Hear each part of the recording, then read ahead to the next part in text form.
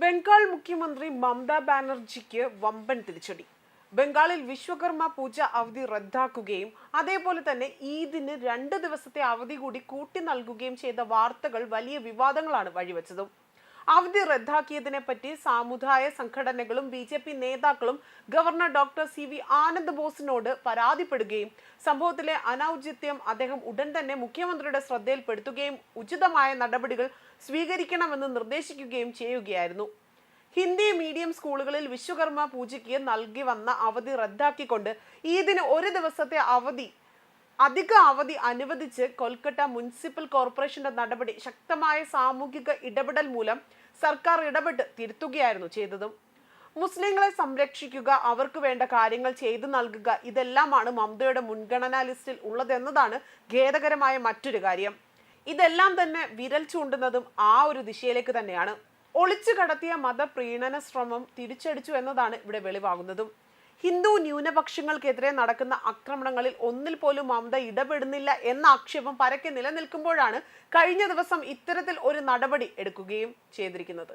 മമതാ ബാനർജിയുടെ അടുത്ത സഹായിയായ ഫിർഹാദ് ഹക്കീം മുൻകൈ എടുത്തുകൊണ്ടായിരുന്നു സ്കൂളുകളുടെ അവധി പട്ടിക പരിഷ്കരിച്ച് വിശ്വകർമ്മ പൂജയുടെ അവധി റദ്ദാക്കുകയും ഈദുൽ ഫിത്തറിൽ അവധി 1 ദിവസത്തിൽ നിന്ന് 2 നീട്ടുകയും ചെയ്തതെന്നാണ് ആരോപണം ഉയർന്നു വന്നതും.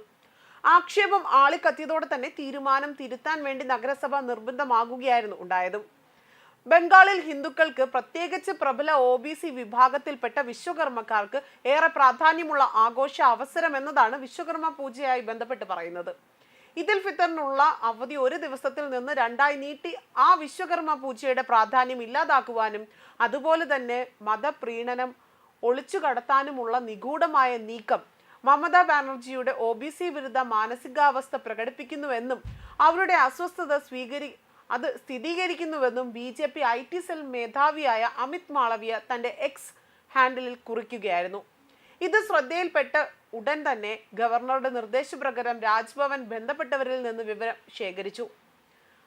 അവധി പട്ടിക പരിഷ്കരിച്ചുകൊണ്ട് ഫെബ്രുവരി 25 മുനിസിപ്പാലിറ്റി പുറപ്പെടുവിച്ച വിജ്ഞാപനം ഒരു ടൈപ്പോഗ്രഫിക്കൽ പിശകുകളും നടപടികളിലെ വീഴ്ചകളും എന്ന വ്യാഖ്യാനത്തോടെയായിരുന്നു മുനിസിപ്പൽ കമ്മീഷണർ അടുത്ത ദിവസം തന്നെ അത് റദ്ദാക്കിയത്.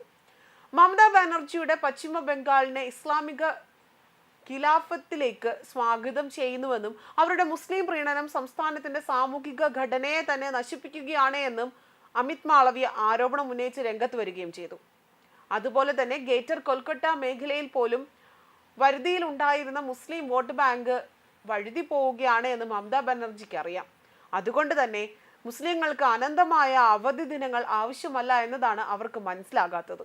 അവർക്ക് വിദ്യാഭ്യാസവും തൊഴിലുമാണ് ആവശ്യം. അധിക അവധിയിലൂടെ ബംഗാളിൽ മുസ്ലിങ്ങളായ സാധാരണ തൊഴിലാളികളുടെ ദൈനംദിന വേതനം നഷ്ടപ്പെടുന്നു. ഒപ്പം ഹിന്ദുക്കളെ അവരുടെ ശരിയായ ആചാരങ്ങളിൽ നിന്ന് ഒഴിവാക്കുകയും ചെയ്യുക എന്നതാണ് അമിത് മാളവിയ വ്യക്തമാക്കിയിരിക്കുന്നത്. ന്യൂസ് ഡെസ്ക് കർമ്മ ന്യൂസ്.